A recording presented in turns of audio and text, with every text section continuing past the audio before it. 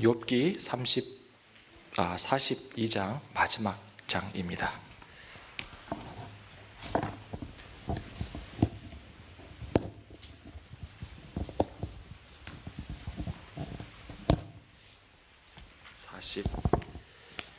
이 장 5절을 보겠습니다. 뭐 다 아시니까, 그죠?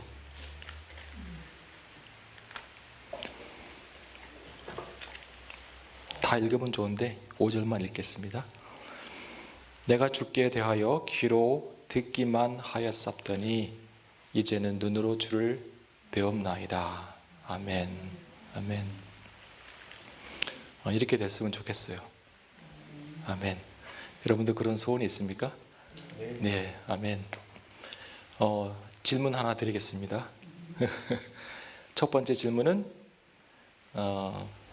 내가 하나님을 정말 조건 없이 나에게 주어진 내 울타리 안에 주어진 그 어떤 것과 상관없이 나는 하나님을 사랑할 수 있는가, 사랑하는가 였고, 두 번째로는 내 삶의 장벽이 무너지고 경계가 무너지고 그리고 내 영혼까지 공격받는 그런 모든 상황 속에서도 나는 하나님을 신뢰할 수 있는가 였고, 세 번째로는 어떠한 환경 가운데 내가 처하든지 그리고 내 미래를 하나님께 온전히 맡기고 살아갈 수 있는가, 내 소망을 주님께 온전히 둘 수 있는가를 물어봤고요.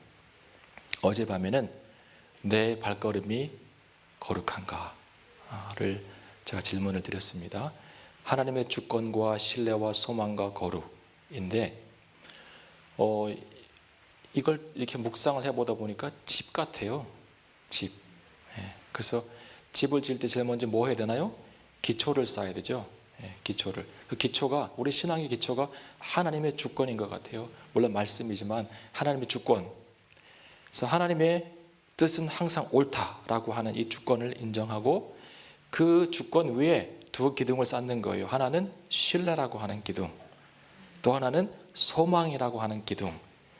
이 주권의 기초하에서 신뢰와 소망을 쌓으면 거룩한 삶이 살아질 것 같아요. 제가 묵상을 해보니까.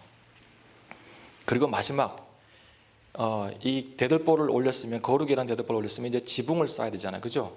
지붕이 뭘까? 질문 드리겠습니다. 나는 어떤 수준의 믿음을 살고 있나? 나는 어떤 수준의 믿음을 살고 있나? 여러분 믿음의 수준이 있는 거 아십니까? 어떻게 아세요? 믿음의 수준이 있습니다. 로마서 1장 17절을 보시면 복음에는 하나님의 의가 나타나서 믿음에서 믿음으로 이르게 하나니 오직 의인은 믿음으로 말미암아 살리라 그랬어요. 어디에서요? 믿음에서. 또 어디로 가요? 믿음으로. 믿음에서 믿음으로 가는 이 여정이 있어요. 그러니까 믿음에는 수준이 있어요. 그 욥하고 욥의 친구들이 수준이 안 맞았던 거예요. 각각 다른 레벨에 있었던 사람들이 대화를 하니까 이게 대화가 안 되는 거야. 제가 버스를 탔어요. 버스를 탔는데 이제 그날 어디 출장 가는 날이라 이렇게 공항을 가야 되는데, 이제 제가 여행 갈 때는 제 차를 몰고 가지만 그러지 않을 때는 이걸 제가 이제 버스를 타고 이제 가는데, 버스를 타고 이렇게 수트케이스를 들고 이제 타는데 앞에서 아주 반갑게, 자리가 별로 없는데 반갑게 자기 옆에 앉으라는 한 청년이 있더라고. 너무 반가웠어요. 그래서 막 오라는 거예요. 그래서 가서 앉았는데 얘가 정신이 온전치 않은 애예요. 진짜 오라고, 너무 반갑게 오라고 해서 앉았는데 정신이 온전치 않아. 그러면서 영어로 막 물어보는 거예요. 그래서 나 처음에는 이제 모르니까 대화를 조금 하다 보니까 얘가 온전치 않구나, 이걸 깨달은 거야. 근데 바로 옆에 이제 어떤 버스냐면, 버스를 타면 이렇게 노약자석처럼 이렇게 내려서 앉는 데 있잖아요. 거기에다가 앉았고, 그리고 바로 옆에 나를 바라보면서, 그 청년을 바라보면서 앉아있는 영국 사람 마지막 2명이 있었어. 얘가 물어보고 내가 대답을 막 하고 하다 보니까 막 웃기 시작하는 거예요, 이분들이. 왜냐하면 수준이 안 맞는 대화를 하고 있거든. 정말 내가 생각해도 수준이 안 맞는 대화인데 이걸 끊어 말어 이렇게 하다가 끝까지 했어요. 끝까지. 한 20분을. 수준이 안 맞으면 웃겨요. 그러니까 1차 논쟁, 2차 논쟁, 3차 논쟁을 보면 그냥 웃기잖아요. 이게 뭐 서로 안 맞는 거예요. 안 맞아요. 욥하고 친구들의 수준이 안 맞았어요. 각각 다른 레벨에 있는 믿음의 수준이었어요. 근데 지금 설교하면서 미리 결론부터 얘기하자면 욥하고 하나님의 수준이 맞을까 안 맞을까요? 안 맞죠.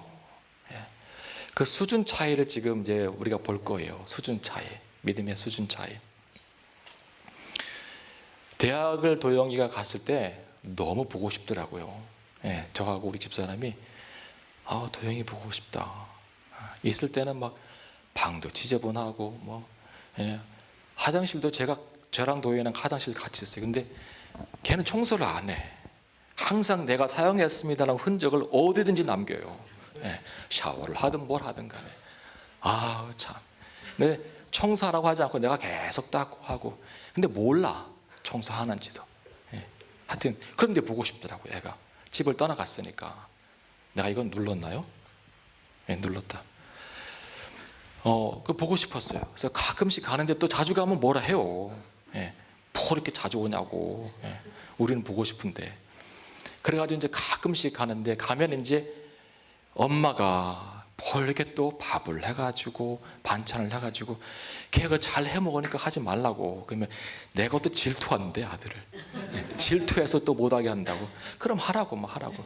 그럼 밥을 싸가지고 다 해가지고 반찬 또 덮밥식으로 해가지고 막. 우리 어머니가 생각나더라고요. 제가 군대에서 신병교육대를 마치고 그 험난한 노도부대 2사단의 신병교육대를 마치고 퇴소하는 날 우리 어머니가 오셨어요. 근데 아버지는 못 오시고 어머니가 오셨어. 근데 이제 끝나고 다 만나고 오래간만에 만나니까 허깅하고 막 이렇게 하고 이제 여관으로 가자. 이제 그래서 양구에 시내에 여관이 많아요. 근데 갔는데 밥을 먹어야지. 어머니 때문에 밥 저기 있다 그러는 거예요. 밥이 어디 있어요? 그때 여관방에 있어.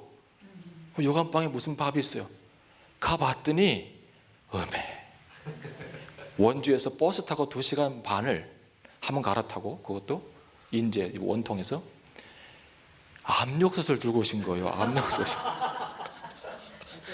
압력솥 하나랑 반찬이랑 그다음에 가스레인지 그거 데우는 거랑 탕을 끓여왔어요. 내가 그때 알아봤어. 우리 엄마를. 그때 알아봤어요. 우리 엄마 원래 이런 사람이구나. 맛있게 먹긴 했어요. 근데 제가 영국 와가지고 해마디 한국에 갈 땐 여름에 갔어요. 더울 때. 왜냐하면 청소년 집회 이제 강사로 이렇게 초청받아가지고 여름에 많이 갔는데 어느 한 여름에 딱 차를 탔는데 아버지가 기다리시고 우리 매저도 있고 차를 탔는데 우리 아버지가 우리 엄마가 이제 우리 매저를 부르는 거예요. 운전하는 매저를. 홍서방 어디 공원 좀 찾아봐 그러는 거예요. 어머니 공원은 왜요? 엄마 공원은 왜요? 그때 갈 데가 있어. 할 게 있어. 공원을 찾아봐. 그래서 인천공항에서 나와가지고 막 찾다가 북해동 어디에 공원을 찾았어요. 근데 트렁크를 여는 순간 내가 봤어. 거기에 압력솥이 있는 거예요. 압력솥이랑 반찬이랑 엄마 지금 30도가 넘어요. 여기 공원에 그늘도 없어요. 어디서 밥을 먹어야 돼? 해왔으니 먹자. 해왔으니 먹자. 이걸 안 먹어요? 여러분 같으면 드시겠어요? 먹어야죠. 네, 먹어야죠. 또 착한 아들이니까. 도영이가 막 더운데 막 이러고 있고 우리 집사람은 시어머니니까 말도 못하고 같이 이제 자리를 폈어요. 어디요? 폈어. 먹었어.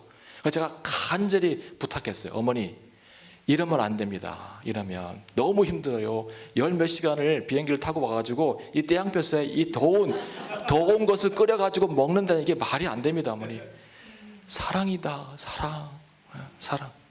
알았어요. 사랑인데 이제 다시는 그러지 마세요. 내년부터는 이러면 안 와요. 한국에 진짜로. 그랬더니 알았다. 이제 그랬어요. 그리고 이제 그 다음에 또 갔어요. 버스 이제 또 차를 탔어요. 또 홍서방에 나왔어. 우리 어머니가 그래. 홍서방, 예, 작년 교공원으로 가자는 거예요. 왜? 했더니 어머 왜 했더니 아니 가보면 안다. 예, 이번에는 며느리 좋아한다고 해물탕을 끓여왔어. 와, 나 진짜 화가 나가지고 난 시원한 냉면을 한 그릇 먹고 싶은데 그거 어떻게 해요? 근데 더 큰 난리가 일어났어요. 더 큰 난리가. 거기 관리하시는 분이 오셔가지고 여기서 이러시면 안 된다고. 먹는 중간에 오셔가지고 막 우리를 진짜 미개인처럼 취급하는 거예요. 아니 알만한 사람들이 이 도시 항공원에서 시민들의 안락장소에서 불을 떼면서 밥을 해먹고 있어요. 여기가 캠핑 장소인지 아세요? 한 10분을 막 설교를 들었어요. 내가 창피해가지고 뭐 얘기도 못해 이제. 근데 우리 엄마가 끝까지 먹으면 안 될까요?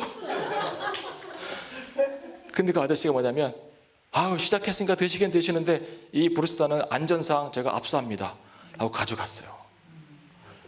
그래서 막 이 밥이 넘어가는지 이 밥이 모래알 같아요. 그 창피하기도 하고 막 사람들 쳐다보기도 하고 막 다 먹고 뭐 빨리 갑시다. 근데 이제 가는데 엄마가 뭐랬냐면 얘야 얘 브루스타는 찾아와야지.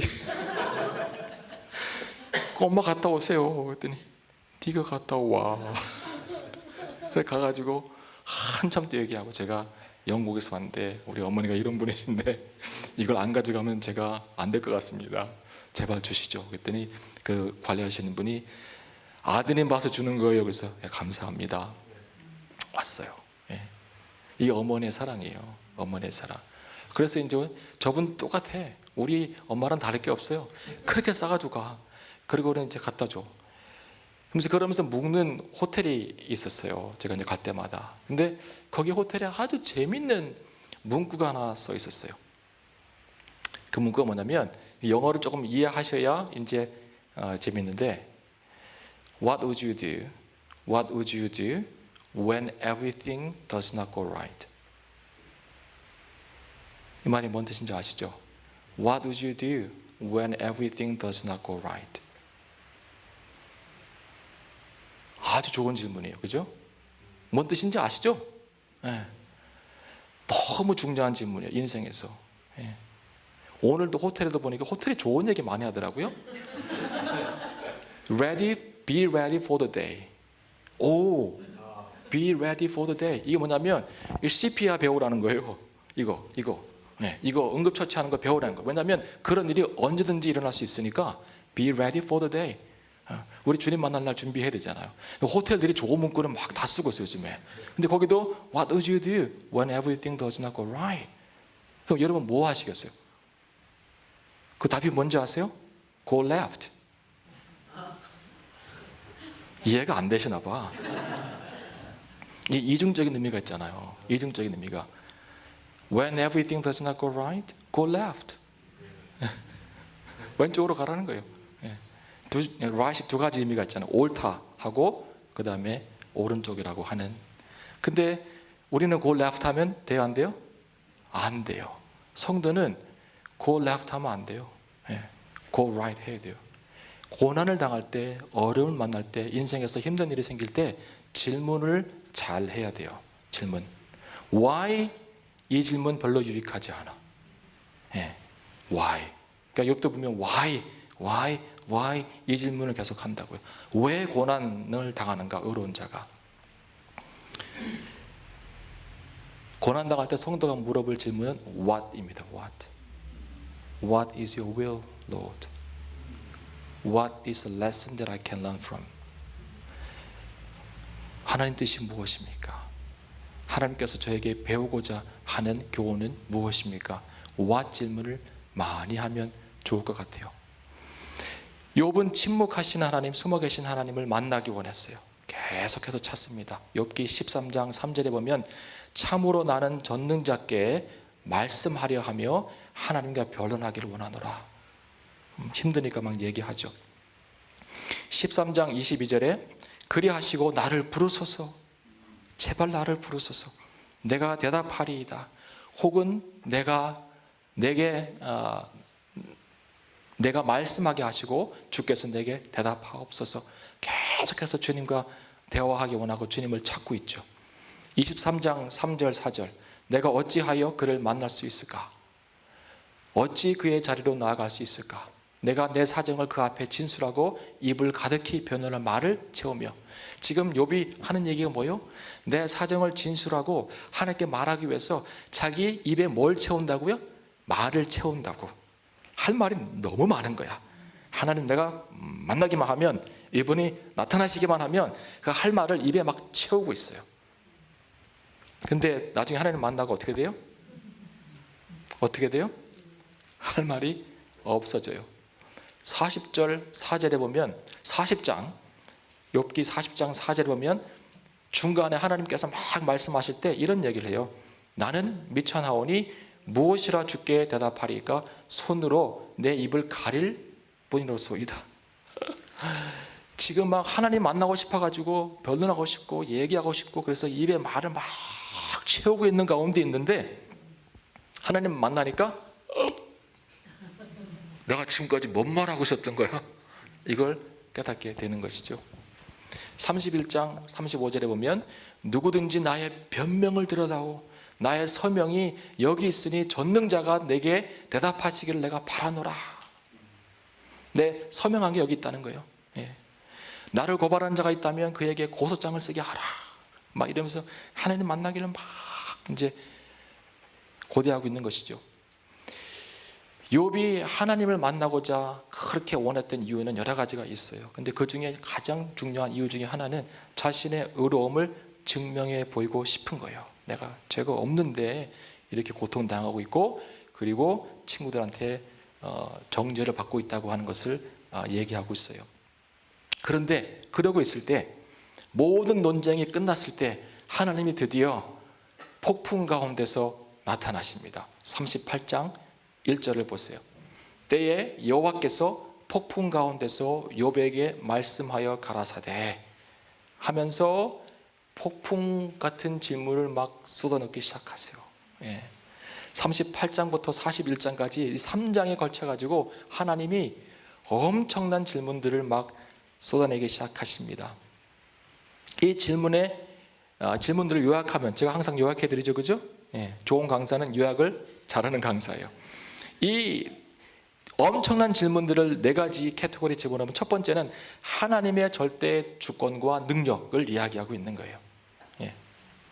지금 하나님과 변론하고 싶고 하나님께 이유를 묻는 욥에게 질문을 하면서 하나님의 절대적인 주권과 능력을 보여주고 있습니다. 내가 땅에 기초를 놓을 때 너는 어디에 있었느냐? 내가 바다에 경계를 지을 때 너는 어디에 있었느냐? 하늘의 별자리를 운행하는 자가 누구냐? 라고 하면서 질문을 막 하기 시작하십니다. 이는 욥에게 인간의 한계와 하나님의 무한한 지혜와 능력을 보여주는 거예요. 두 번째 영역은 인간이 제한된 존재라는 거예요. 아무리 인간이 뛰어나도 하나님의 전능과 전지한 능력을 따라갈 수가 없다는 것을 보여줍니다. 땅의 넓이를 내가 측량해 보았느냐? 알거든 말해봐라. 이 땅이 얼마나 넓은지 말해보라는 거예요. 네가 그걸 아냐 이 말이에요. 내가 하늘의 법도를 아느냐? 하늘로 그 권능을 땅에 베풀게 하겠느냐? 물어보는 거예요. 그러면서 인간이 얼마나 제한적이고 하나님의 광대한 계획을 알지 못하는지를 막 말씀하시는 것이죠. 세 번째로는 하나님의 창조물에 대한 돌봄, 그러면서 하나님이 지으신 피조 세계를 얘기하고 있고, 사자, 까마귀, 들나귀, 타조, 말, 독수리 등을 언급하면서 이 모든 것들을 지으시고 돌보시고 함께 하시는 분이 하나님이심을 보여주고 있습니다. 온 우주를 지으시고 세밀하게 다스리시고 그 안에 있는 모든 생명체를 돌보시는 하나님, 미생물까지 돌보시는 하나님, 동물들을 돌보시는 하나님, 그리고 사람을 돌보시는 하나님. 그래서 욥도 하나님의 돌보시는 좋은 피조물이고 욥의 고난도 하나님의 보살핌의 한 영역일 수 있다고 하는 것을 간접적으로 보여주시는 거예요. 마지막, 하나님의 통치에 대한 신뢰를 요구하고 있습니다. 이런 것들이 하나님께서 질문 안에서 욥에게 전달하고자 했던 내용들입니다. 그러면 이제 질문합니다. 욥이 하나님 만나서 얘기 한번 하고 속 시원하게 대답 좀 해주십시오. 왜 내가 고난 당했는지, 그리고 누가 옳은지, 나와 우리 친구들 사이에 누가 옳은지 대답 좀 해주십시오. 그런데 이 두 번째 질문은 하나님께서 대답을 해주십니다. 42장에 보면 엘리바스와 그 친구들을 하시면서 너희가 나에 대해서 한 말 모두가 다 정당하지 못하다. 그러므로 내 종 욥이 옳다라고 이것은 해결해 주셨어요. 그런데 더 근본적인 질문, 그러면 하나님 내가 의로운데 왜 내가 고난을 받았습니까? 라고 하는 이 질문에 대해서는 대답을 안 해주십니다. 그리고는 질문을 하세요. 그런데 그 질문의 내용은 뭐라고요? 하나님의 주권과 통치와 하나님의 의로움과 하나님의 온전함, 하나님의 온전함입니다. 왜 대답을 하지 않고 질문을 통하여 하나님의 온전함을 드러냈을까요? 오랜 동안 고민했어요. 욥기가 쉽지 않다고 그랬죠? 사실은 제가 강사라고 하는 것을 깨닫고 난 다음부터, 누가 말해주지는 않았는데 깨닫고 난 다음부터 욥기를 스스로 읽기 시작했어요. 예, 정하고. 근데 읽어도 책을 봐도 왜 하나님이 대답은 하지 않고 질문을 하셨는지에 대한 것은 이해하기가 쉽지 않았어요. 정말로. 책을 봐도 속 시원한 책이 없어요. 진짜로. 그런 책이 있어요? 없어요. 근데 묵상의 유익이, 암송의 유익이 좋은 게 이건 것 같아요. 기도하고 묵상하고 막 하다가 고린도전서 13장에 딱 이렇게 마음이 갔어요. 생각이 가고. 고린도전서 13장은 사랑장입니다. 내가 사람의 방언과 천사의 말을 할지라도 사랑이 없으면 소리나는 구류와 울리는 꽹과리가 되고 하면서 쭉 시작해요. 그러면서 4절부터는 정말 주옥 같은 사랑에 대한 이야기가 나오죠. 한번 펴보세요. 예. 거기 보면 사랑은 오래 참고, 사랑은 온유하며, 투개하는 자가 되지 아니하며, 자랑하지 아니하며, 교만하지 아니하며, 물에 행치 아니하고, 그 다음에 뭐예요? 자기의 유익을 거치 아니하고, 성내지 아니하고, 악한 것 생각하지 아니하고, 불의를 기뻐하지 아니하고, 오직 진리와 함께 기뻐하고, 모든 것을 참으며, 모든 것을 믿으며, 모든 것을 견디며, 모든 것을 바라느니라. 사랑은 언제까지나 떨어지지 아니하나 예언도 패하고 방언도 그치고 지식도 패하리라. 내가 아는 것이 내가 부분적으로 알고 내가 부분적으로 예언하나 온전한 것이 올 때에는 부분적인 것이 패하리라. When perfection comes, the imperfection will disappear. 이거예요. 온전한 것이 올 때 온전하지 못한 것이 패해지는 거예요. 이 말의 뜻이 뭘까요? 하나님이 지금 욥에게 하나님의 온전한 것을 드러내는 거예요. 하나님의 온전함을 드러내니까 욥의 부분적인 온전하지 못한 부분이 드러나기 시작하는 거예요. 자, 지금까지 욥하고 하나님은 다른 방향의 싸움을 싸우고 있었어요. 하나님은 하나님의 의로움을 계속 증명해 가고 있었어요. 근데 욥은 뭐 하고 있었던 거예요? 욥은 자기의 의로움을 계속 증명하고 있었던 거예요. 이 차이. 그런데 자기의 의로움을 계속 호소하고 내가 옳은 것을 알려주세요. 왜 고난당한지 알려주세요라고 하는 이 질문 앞에 하나님이 자기의 질문을 통하여서 자기의 온전함을 온전히 드러내니까 이 부분적인 것이 패해지고 온전한 것이 드러나면서 부분적인 것이 더 이상 필요가 없게 된 거예요.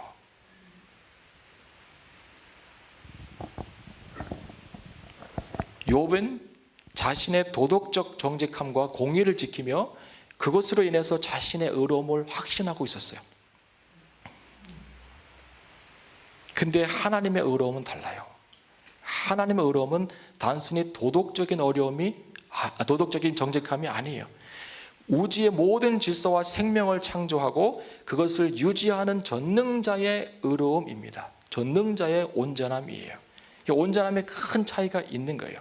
예를 들면 욥의 온전함은 온전하다고 하지만 imperfect한 온전함입니다. 그런데 하나님의 온전함은 완전한 온전함이에요. 그래서 욥은 지금 이 얘기하고 있는 거예요. 하나님, 이 어두운 세상 가운데서 내가 촛불같이 빛을 밝히고 있지 않았습니까? 자기의 의로움을 얘기하고 있는 거예요. 근데 하나님은 욥, 나는 빛의 근원이야. 나는 빛의 근원이야. 빛의 근원 앞에 네가 촛불을 가지고 지금 나한테 얘기하자는 거야? 라고 다가오시는 거예요. 엄청난 차이를 경험하게 됩니다. 이 하나님의 질문 앞에 온전함을 만나면. 그래서 그 고린도전서 13장에 쭉 가다가 아까 그랬죠? 우리가 아는 것도 부분적으로 알고 예언하는 것도 부분적으로 하나 온전한 것이 올 때에는 부분적으로 하던 것을 폐하리라. 그리고 그 다음에 뭐예요? 내가 어릴 때에는 말하는 것이 어린아이 같고 깨닫는 것이 어린아이 같고 생각하는 것이 어린아이 같다가 장성한 사람이 되어서는 어린아이의 일을 뭐 했다고요? 버렸노라. 하나님의 온전함을 만나고 나니까 내가 임퍼펙트한 의로움 가지고 호소했던 그 모든 것들이 어린아이 같은 느낌을 받기 시작하는 거예요. 그리고 그것을 버렸다고 성경에 나오잖아요. 더 이상 그게 필요 없게 된 겁니다. 그 반응이 이제 욥의 반응이에요. 42장을 보세요.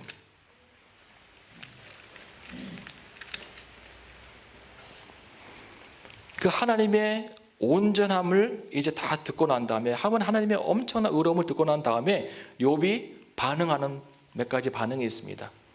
첫 번째, 2절. 주께서는 무소불능하시오며 모든 경영이든지 못 이루실 것이 없는 줄 아나이다. 하나님께는 계획이 있고 하나님은 그 계획을 이루기에 충분하신 분이십니다. 라고 얘기하고 있습니다.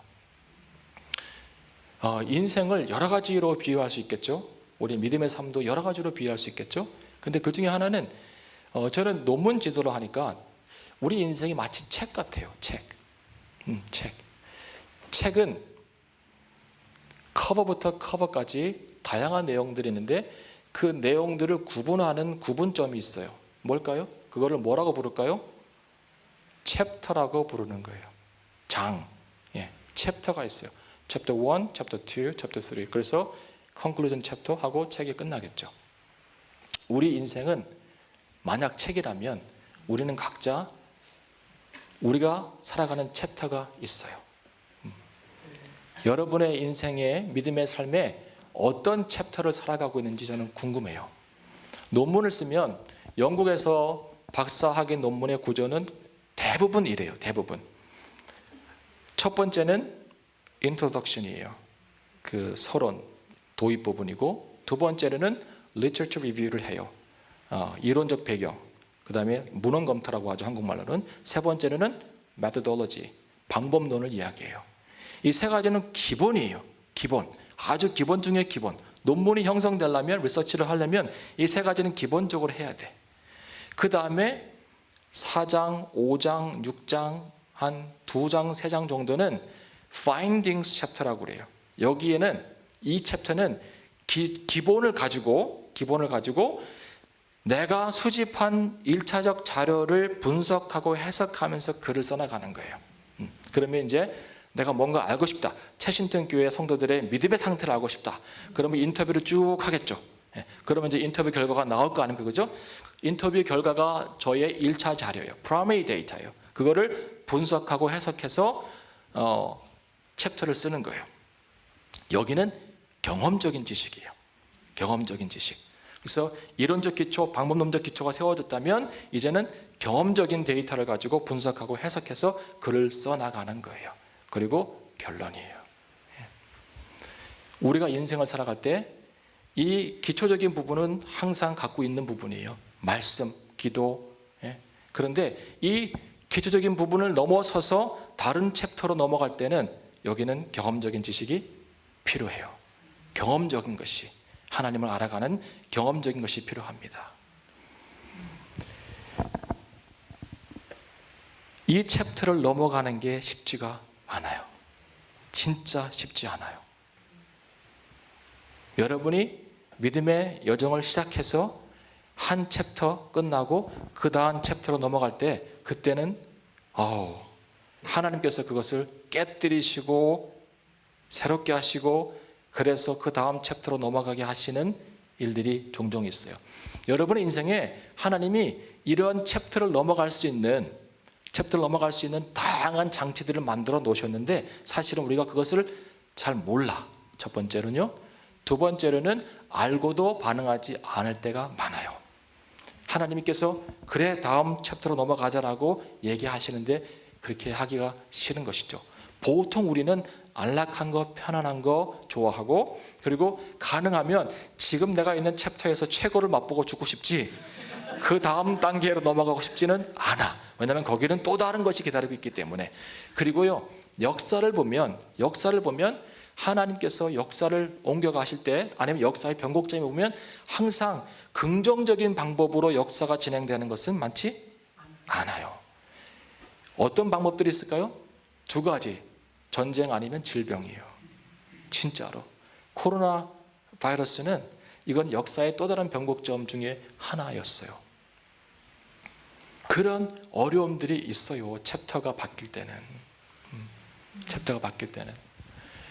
그 욥의 고난, 물론 하나님의 의를 이루는 것이지만 하나님의 의를 이루어가면서 결국 완벽하신 하나님, 내 의가 아무것도 아니라고 하는 것을 깨닫고 난 다음부터 그의 인생의 믿음의 챕터가 새롭게 열리기 시작합니다.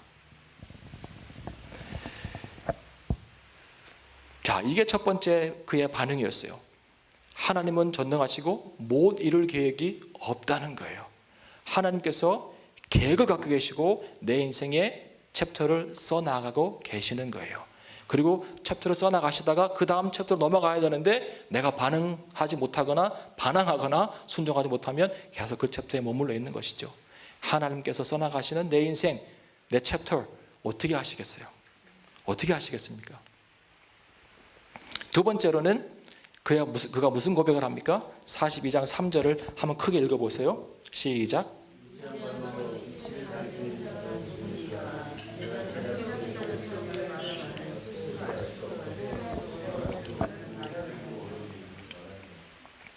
무지한 말로 이치를 가리운 자가 누구오니까? 이게 하나님께 물어보는 거예요? 아니요. 무지한 말로 이치를 가리운 자가 저입니다. 이 얘기예요. 왜 이 얘기했을까요? 다시 38장을 가보시면 하나님께서 폭풍 가운데 나타나셔가지고 말씀하시되 가라사대 첫 번째 질문이 무지한 말로 이치를 얻게 하는 자가 누구냐? 이렇게 물어봤잖아요. 그러니까 다 듣고 난 다음에 그렇게 무지한 말로 이치를 가리운 자가 접니다 라고 얘기하는 거예요. 내가 너무 무지했습니다 하나님. 예. 사람들이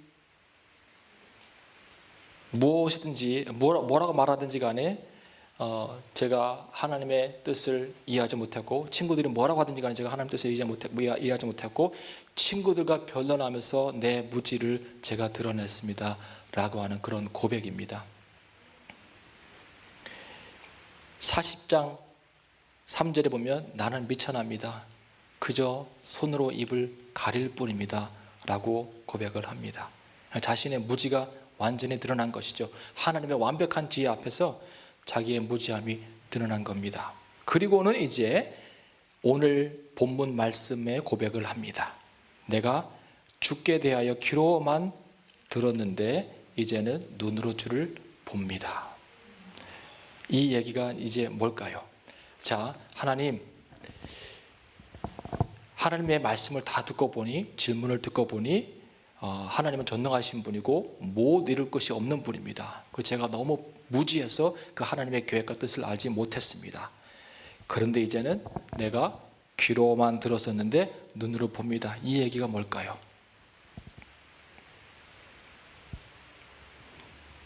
저는 눈으로 보는 신앙이 우리 신앙생활의 마지막 챕터라고 믿습니다.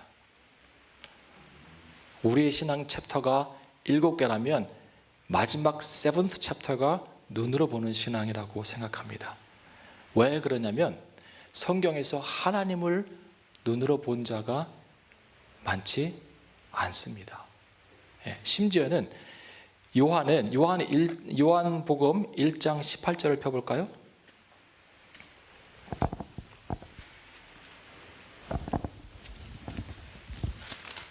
요한복음 1장 18절을 보시면 이런 말씀이 나와 있어요.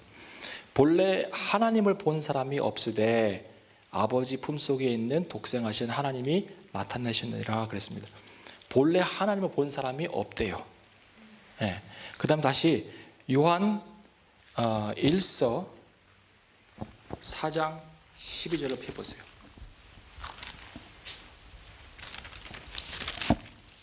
요한 1서 4장 12절. 어느 때나 하나님을 본 사람이 없으되 만일 우리가 서로 사랑하면 하나님이 우리 안에 거하시고 그의 사랑이 우리 안에 온전히 이루어지느니라. 요한복음을 쓴 요한, 그리고 요한 1서를 쓴 요한은 하나님을 본 사람이 없다는 거예요. 이 단계에 간 사람이 없다는 거예요. 근데 실제로 있죠? 누구요? 모세. 출애굽기 33장에 보면 하나님께서 모세를 어떻게 묘사하냐면 하나님과 대면하여서 봤고, 하나님 만난 자예요. 그리고 욥도 하나님을 이제 본다고 고백했잖아요. 그러면 왜 요한은 지금까지 하나님을 본 자가 없다고 얘기하고 있을까요?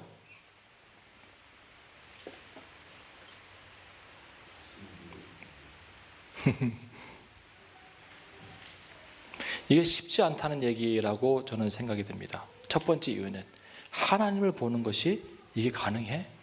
쉽지 않다는 얘기. 두 번째로는 요한이 목회했던 그 시대에 가장 큰 문제 중에 하나는 영지주의였어요.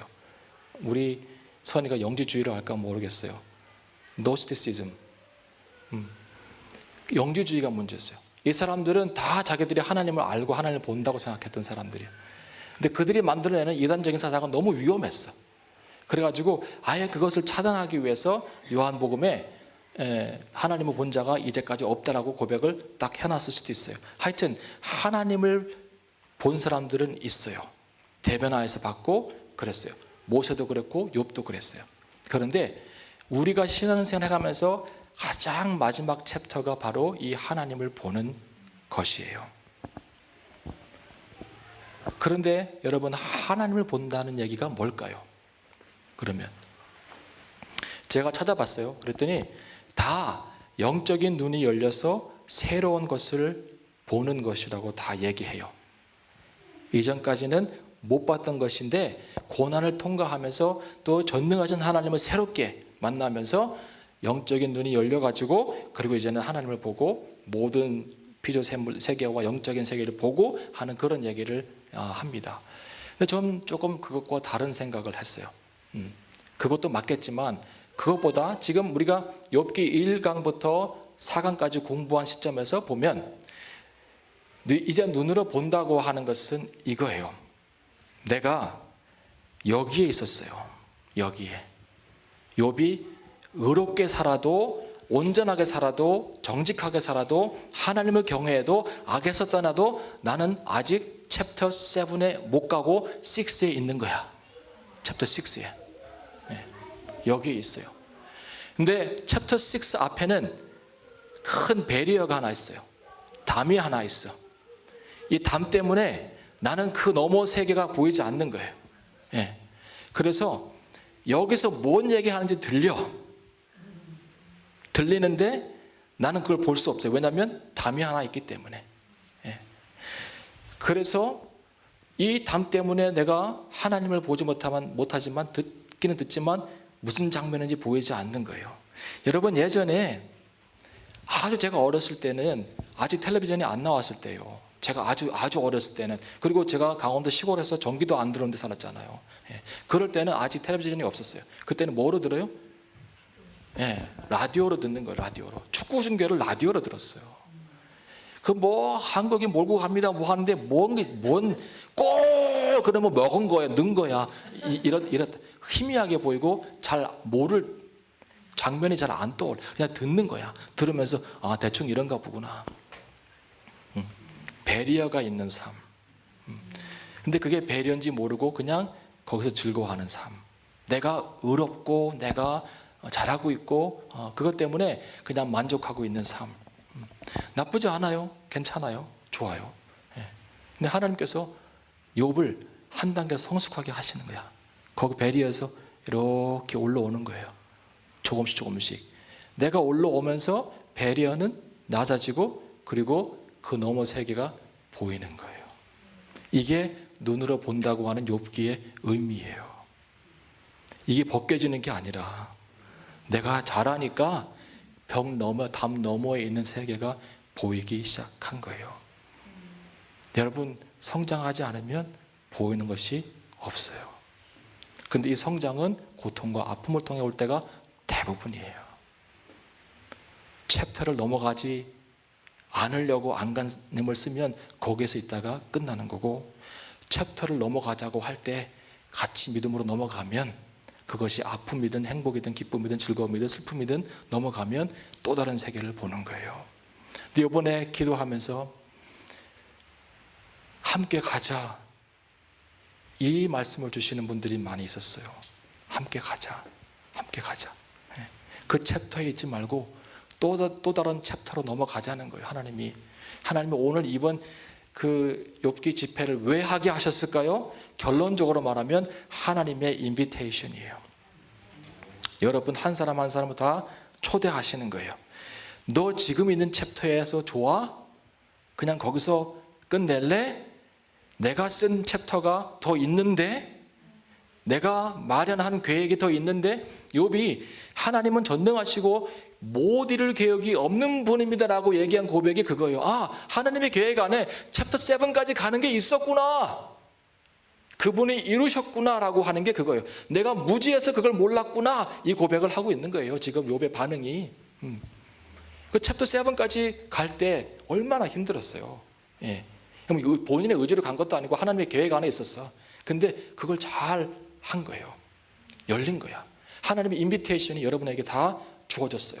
저도 두렵고 떨리는 마음으로 이 인비테이션을 받아들였어요. 예. 그리고 성숙해서 난 듣지 않고 보고 싶은 생각이 들었어요. 하나님의 챕터가 어디에 있든지 간에, 얼마나 더 남았든지 간에 나는 그 챕터를 계속 걸어가고 싶은, 거룩하게, 그 소망이 생겼어요. 저는 아직도 하나님께서 저한테 뭘 하게 하실까가 기대가 돼요. 여러분은 그러세요? 정말요? 별로 안 그러실 것 같은데, 하나님께서 여러분 삶 가운데 뭘 더 행하실까 기대가 안 되세요? 했으면 좋겠어요. 했으면. 지금 챕터에 머무르지 마시고 그 다음 챕터로 또 한번 넘어가는 거예요. 내가 어느 챕터에 있든지 간에. 그리고 저 아래 챕터에 있는 사람들 좀 괴롭히지 마세요. 내가 어렸을 때는 말하는 것이 어린아이 같고 깨닫는 것이 어린아이 같고 생각하는 것이 어린아이 같다가 장성한 사람이 되어서는 어린아이를 내가 스스로 버렸어요. 맨날 우리가 여기서 보니까 쟤는 정말 저거 사람 될까? 응? 그래서 막 이거 하지 마, 저거 해, 이거 해야지, 막 이렇게 우리가 지적하고 가르쳐주고 막 이런다고요. 근데 여러분이 할 일이 뭐예요? 여러분이 할 일은 자라게 도와주는 거예요. 자라서 이만큼 자라오면 스스로 그 어린아이를 버리는 거예요. 스스로 버리게끔 도와주는 게 성숙한 자, 높은 챕터에 있는 사람들이 할 일이지. 그러니까 하나님께서 욥에게 하신 일이 뭐예요? 자라게 해서 보게 하시고, 자라게 해서 패하게 하시고, 자라게 해서 버리게 하시고, 자라게 해서 무지한 걸 알게 하시고, 자라게 해서 회개하게 하시고, 자라게 해서 자기가 imperfect한 것을 알게 하시고, 그거죠. 하나님이 하시는 일이. 목회도 마찬가지예요. 저의 목회의 가장 중요한 원리 중에 하나는, 저는 한 번도 권사님, 집사님 어찌하여 신앙생활을 이렇게 하십니까? 이게 우리가 할 행동이, 저는 한 번도 걸어본 적 없어요. 우리 권사님들이, 성도님들이 행동을 제대로 못할 때는 나에게 숙제가 주어졌구나, 저분이 성장할 수 있게끔 내가 도와드려야 되겠다. 개인적으로 만나든지 기도하든지 성경 공부를 하든지 말씀을 준비하든지 양식을 준비해서 그 사람을 먹이는 것이죠. 그래서 먹여서 그 사람이 성장하면 그걸 버리는 거예요. 버리는 거예요. 우리 도영이가 제가 와서 1파운드짜리랑 5파운드 지폐를 놓고 도영아 선택해봐 했더니 3살 때는요 1파운드를 줍더라고. 걔가 아직 뭘 모르는 거예요? 가치를 모르는 거야. 좀 크니까 얘가 5파운드를 잡더라고. 얘가 이제 아는구나. 좀 더 컸더니요 둘 다 가져갔어요. 선택하라고 했더니 이 무지한 것이 자라면 스스로 없어지는 거예요. 내가 이 밸류를 가르쳐주지 않아도 다 스스로 하게 되어 있는 거예요. 자녀 교육도 마찬가지예요. 너무 많은 지침을 주지 마세요. 너무 많은 지침을 이거 해라 저거 해라. 코스를 내가 만들어주면 그 코스로 갈 것 같아요? 아니, 하나님께 맡기고 오히려 부모가 성숙한 믿음의 단계에서 이 삶을 살아가면, 이 챕터의 삶을 살아가면 아이들도 챕터 넘어 챕터 넘어 챕터로 올라오게 되어 있어요. 제 경험이에요. 제 경험. 아직까지 모르겠어요. 도영이가 어떻게 될지는. 그런데 지금까지 보니까 그래요. 제가 고생한 거 다 봤잖아요. 목사로서, 목회자로서 항상 어려운 데 찾아가고 힘든 데 찾아가고 그런 거 봤어요. 그랬더니 얼마 전에 자기도 목회자가 되겠다고 하더라고요. 나도 목회자가 됩니다. 근데 아버지 같은 목사는 못 되겠지만 아버지 때문에 목사가 되고 싶은 마음은 있는 것 같아요.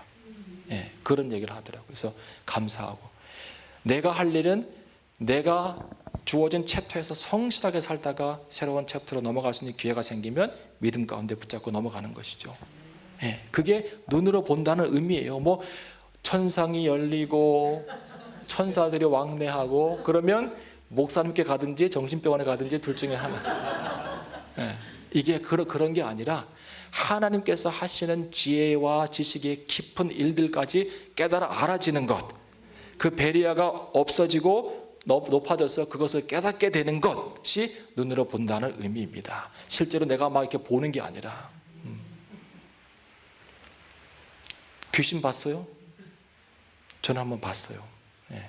보기도 하고 눈으로 보기도 하고. 근데 보는 거 별로 좋지 않아요. 여러분 그런 뭐 눈으로 보는 경험들이 막 환상 보고 막 이러면 좋을 것 같아요? 환상 보고 딴짓한 사람 많이 봤어요. 저 환상 봤대 막.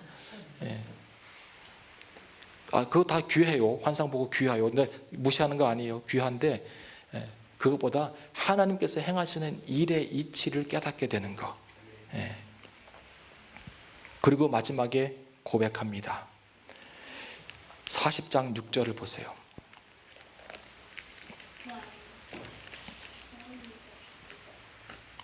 뭐라 그래요 여기서? 욥이? 40장 6절에 뭐라 그래요? 한번 읽어보세요. 시작. 42장 6절 죄송합니다.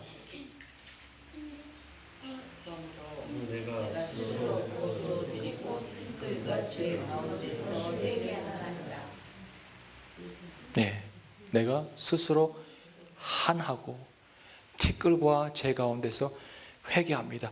한한다는 게 뭔지 아세요? 한한다? 내가 나를 스스로 한한다? 이게 뭔 말인지 아세요? 혐오한다는 거예요. 혐오한다고. 이게 뭔가 좀 바뀌지 않았어요? 지금까지는 자기의 의를 증명하기 위해서 그 나를 자신을, 내가 얼마나 의로운 사람인지 알아 너희들? 친구들한테 막 별론하잖아요. 내가 이런 사람이야. 종들을 가족같이 돌보고 친구들을 섬겼으며 고아와 과부를 돌보고 사회 정의를 행하였고 막 자기 의로움을 막 변증하고 막 이런 사람이라고. 그리고 27장에 이런 얘기가 있어. 27장 5절 6절에 보면 나는 단정코 결코 너희를 옳다하지 아니하겠고 너희가 말하는 모든 것은 다 거짓이고 나는 너희를 옳다고 하지 않겠고 죽기 전에는 나의 순전함을 버리지 아니할 것이라. 내가 의롭고 정직하고 하나님을 섬기는 이 의로움을 내가 버리지 않을 것이라. 내가 내 의를 굳게 잡고 놓지 아니하리니. 누구의 의요? 나의 의. 나의 의를 굳게 잡고 놓지 아니하리니 일평생 내 마음이 나를 책망치 아니하리라.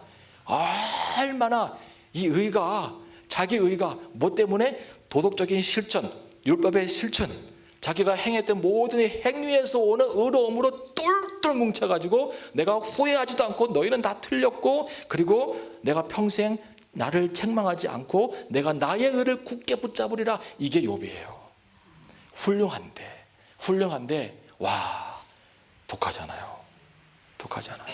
이게 있으니까 끝까지 간 거야. 이거 없었으면 아마 1차 변론 니네 이겼어, 가 제발 이렇게 했어. 근데 이게 있으니까 자기 의가 똘똘 뭉쳐있는 사람이라 간 거예요.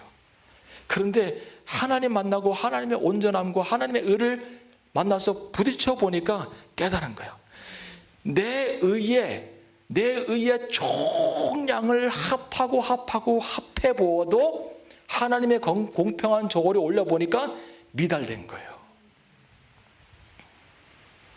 그래서 자기를 혐오하고 티끌을 뿌리면서 회개를 하고 있는 거예요. 이 모습을 보면서 나의 의로움의 총량이 땅에 있는 티끌 같지도 않다고 하는 이 깨달음을 얻고 난 다음에 욥이 자기를 혐오하고 회개했던 것처럼 저도 엄청나게 회개를 했어요. 정말 와, 내가 진짜 교만 덩어리구나. 이런 교만한 자가 세상에 없어요. 예, 나같이. 예. 여러분은 뭐 저를 좋아할지 모르겠어요. 좋아해서 감사해요. 나는 나를 알잖아요. 나는 나를 알아. 내가 얼마나 교만 덩어리인지. 내가 어느 날 생각했어요. 야, 이렇게 교만해지려면 박사학위를 받지 말걸. 내가 한 것도 아니고 하나님 시켜서 했지만. 예. 그 타이틀 하나 붙는 게 얼마나 뭐 중요하다고. 레버런 덕터라고 하는 이 타이틀이. 교만하고. 사람들이 얘기해주고 뭐 당신 이거 잘해요, 저거 잘해요, 뭐 심지어는 잘생겼어요, 이런 얘기까지. 예. 키까지 컸으면 어쩔 뻔했어요. 예. 당신은 못하는 게 막 이 교만해질 수 있는 요소들이 다 막 쌓이는 거예요. 그 나의 결과물들을 하나하나씩 보니까 교만해질 수밖에 없어요. 예. 나는 이런 것을, 그 바울 같은 거예요. 내가 베냐민 지파요, 유대인 중에 유대인이요, 할례를 7일 만에 받고 뭐 그러면서 가말리엘에 와서 공부를 하고 자기 자랑으로 똘똘 뭉쳐있는 사람이 위험한 사람이에요. 위험해요. 예. 자랑할 것이 많은 사람이 진짜 위험한 사람이에요. 오직 하나님을 아는 지식이 가장 고상하고, 그리고 내가 갖고 있는 모든 것을 배선물로 여길 수 있는 그 믿음을 가져야 되는데, 우리가 살아가면 살아갈수록 챕터로 올라가야 되는데 자꾸 그 챕터에 머물러 가지고 내 자랑거리를 만들어내는 삶이 우리의 삶인 것 같아요. 내 삶인 것 같아요. 교수라는 직업이 지워지니까 또 그래. 예. 학생들을 지도하고 그 사람들이 통과되고 간 다음에 닥터 저는 진짜 위대한 튜터라고 막 이런 얘기를 하고 가면 졸업식 때, 그러면 나는 와우 막 이러잖아요. 이 교만이 내 의가 막 쌓여가면서 나는 대단한 사람, 괜찮은 사람을 생각하는데 아니에요. 내 안에는 정말 선하지 못한 것들로 가득 차 있어요. 내가 나를 아니까. 근데 그걸 어떻게 하든지 감추고, 그리고는 서서 설교도 멋지게 하고 여러분에게 좋게 보이는 거예요. 내가 교만 덩어리예요. 내가 엄청난 교만한 사람. 욥하고 나는 한우가 땅 차이인데 똑같은 공통점이 있다면 내 의로 가득 차 있는, 그래서 그 내 의를 아무도 뚫고 들어올 수 없는, 내 의를 붙잡고 내가 나를 책망하지도 않고 나는 끝까지 내 의를 주장할 거라고 하는 이 모습. 근데 하나님의 온전함 앞에 부딪혀 보니까 아무것도 아닌 거죠. 어느 한 날 우리는 다 이 하나님의 의로움 앞에 부딪힐 거예요. 우리는 다 하나님의 의로움 앞에 설 거예요. 하나님께서 우리를 다 한 사람 한 사람 부르실 거예요. 그리고 물으실 거예요. 얼마나 하나님의 의가 대단한지 아십니까? 예수 그리스도의 의가 얼마나 대단한지 아십니까? 백보자 심판을 하시잖아요. 요한계시록 마지막 부분에 보면 한 흰 보좌에 예수님께서 앉으시고 심판을 하는데 그 보좌의 영광과 예수 그리스도의 영광과 하나님의 의의 영광이 너무 찬란한 거예요. 그래서 거기에서 성경에 보면 하늘과 땅이 도망가 버려요. 여러분, 하늘과 땅은 백보자 심판에 왜 와 있을까요? 증인으로. 이사야에 보면 하늘이여 귀를 기울여 땅이여 귀를 내 말을 들으라 그래요. 왜 하나님께서 심판을 막 얘기해 가실 때 하늘과 땅을 부르실까요? 하늘과 땅은 역사 이래로 인간들이 먼저 산 것을 다 알고 있어요. 그래서 하늘과 땅의 가장 큰 좋은 증인이야. 하나님께서 뭐 심판하실 때 CCTV 안 틀어도 돼요. 하늘과 땅이 다 봤어. 그들이 얘기하는 대로 다 우리는 심판을 받아야 돼. 그래서 하늘과 땅은 하나님의 심판 얘기하실 때 항상 거기에 있어요. 시편 50편을 보세요. 시편 50편을 보면 하늘과 땅을 하나님께서 부르시고 심판을 시작하세요.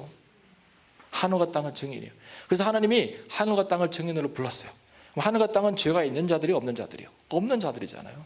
그런데 그들이 죄가 없음에도 불구하고 하나님의 의로움의 빛이 너무 강하니까 거기에 있지 못하고 거기를 떠나가는 거죠. 그게 하나님의 의예요. 그 하나님의 의 앞에 우리는 한날 서게 될 거예요. 욥이 자신의 의를 끝까지 주장하면서 있다가 하나님의 온전함과 부딪혀가지고 깨져가지고 자기를 혐오하고 회개하고 했던 것처럼 우리도 어느 한날 하나님의 의와 만나서 부딪히는 경험을 할 겁니다. 어떻게 하시겠어요? 어떻게 하시겠어요? 욥처럼 회개의 무릎을 꿇어야 되겠죠. 회개의 무릎을 꿇고 하나님 나의 교만을 깨뜨려 주시고 오직 하나님의 의로 나를 덧입혀 주시옵소서.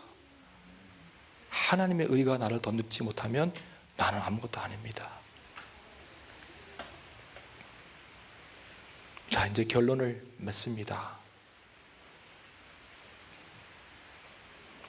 여러분 지금 어디에 있나요? 여러분의 믿음의 수준은 어디인가요? 괜찮아요? 어디에 계시든지. 근데 거기에서 만족하지는 않았으면 좋겠어요. 거기에서 내 의를 주장하지도 않았으면 좋겠어요. 여전히 하나님을 구하고 나는 부족하지만 주님께서 이끌어 가시는 그 삶을 살기 원합니다.